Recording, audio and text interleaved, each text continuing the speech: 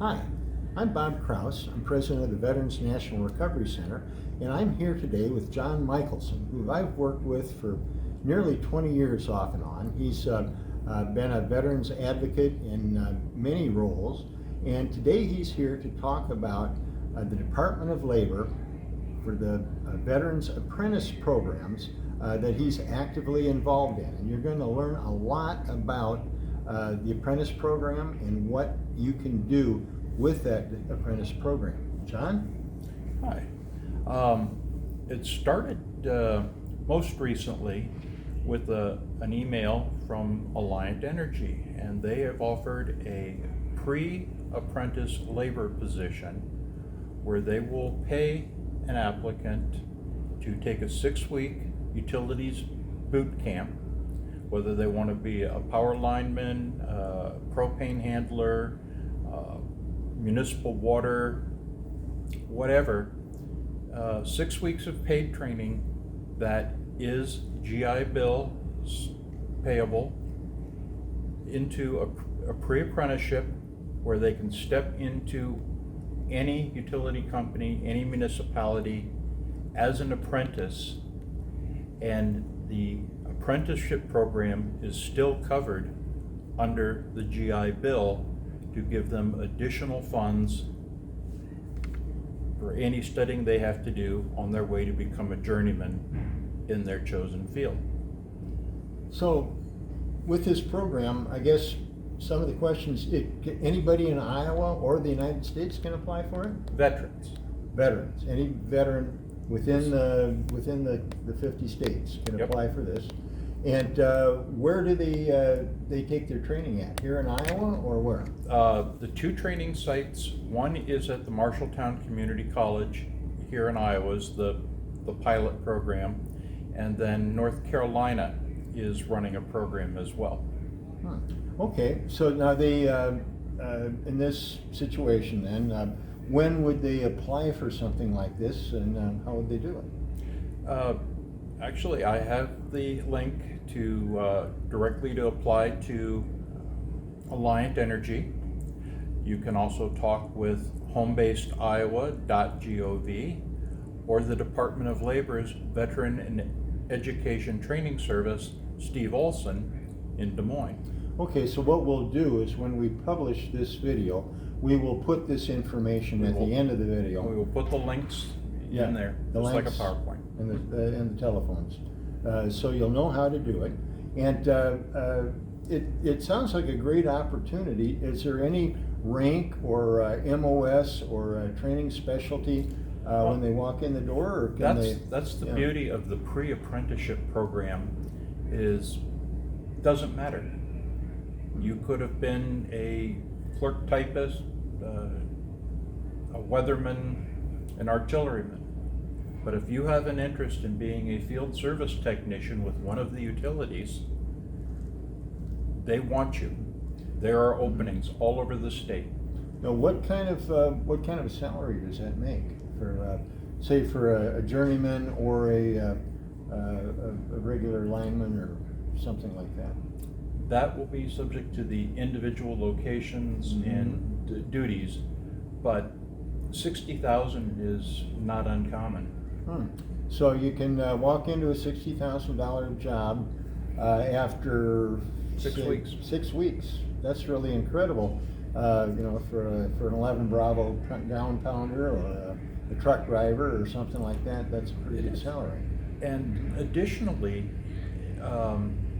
other fields have said, hey, your military training, if you are a truck driver, whether it's your primary job or you just happen to drive the supply truck, and you have a military CDL, that is good enough for an Iowa CDL. If you don't, companies like Ruan have paid training apprenticeship programs where, okay, you'll have a journeyman driver co-drive with you for several months until they say you're ready to be on your own.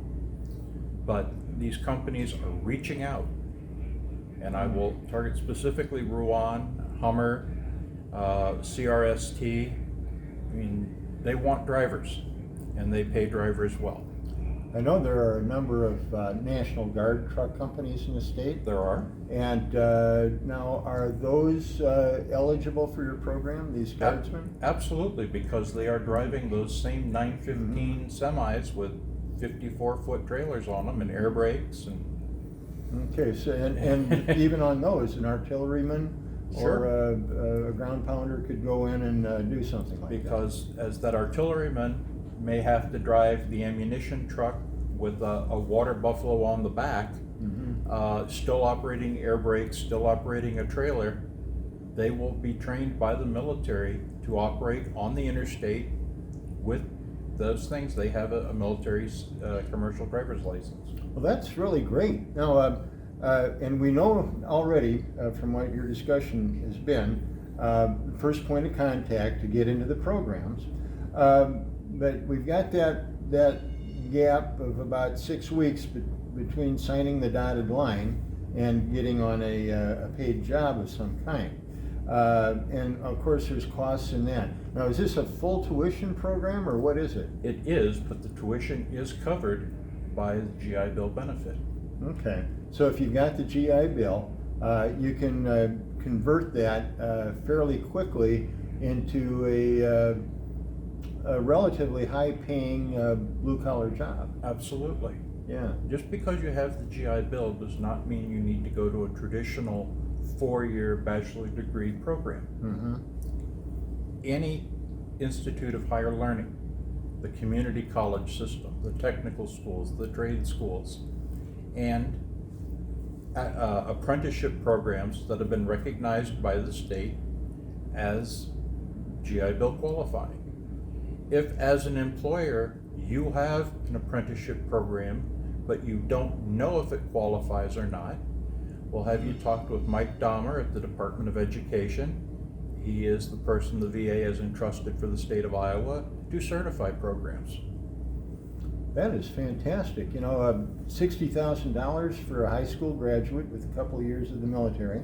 That's a very good salary. I have a daughter that's teaching art. She's got an MFA, which took her quite a few years to get, and she makes about 38. And so here, after 6 weeks, you can beat my daughter on a salary. You can get on that career track. Yeah, absolutely. And be on a career. Yeah. And when we started the home-based Iowa program, we looked at mutual reciprocity with other states and licensure. So if you in your military training had to get an EMT license to be a medic, or needed an LPN license to be a patient care specialist, even though it may have been a Texas license, it can be transferred to an Iowa license without retesting. And vice versa, because this is a national program. These are national programs. Okay. So if you were down in Texas and it was closer to come to Marshalltown, Iowa, than it was to someplace out in North Carolina, you could come and enroll at the Marshalltown Community College under this program, be a trucker, and although we'd love for you to stay, you could go back to Texas and drive down there, and you'd still have all the credentials. Good, but Yeah. we would talk to you very, very hard about serving in Iowa, because Yes. the end goal is we want to have happy, healthy, well-adjusted, tax-paying citizens staying in the state. Iowa has more jobs than people. So, call your relatives, have them move back. Yeah. As you get off active duty, homes in Iowa are so much cheaper than the rest of the country. Iowa has a place for you. Sounds like a good fit. I can't think of anything else. Would you have a final word or so? No, Home-Based Iowa works directly with the Iowa Workforce Program. We have local veteran employment representatives in Davenport, Cedar Rapids, and Des Moines. We have disabled veteran outreach program folks that you don't actually have to be a disabled vet to work with, but specialize in finding jobs in whatever field you're looking for.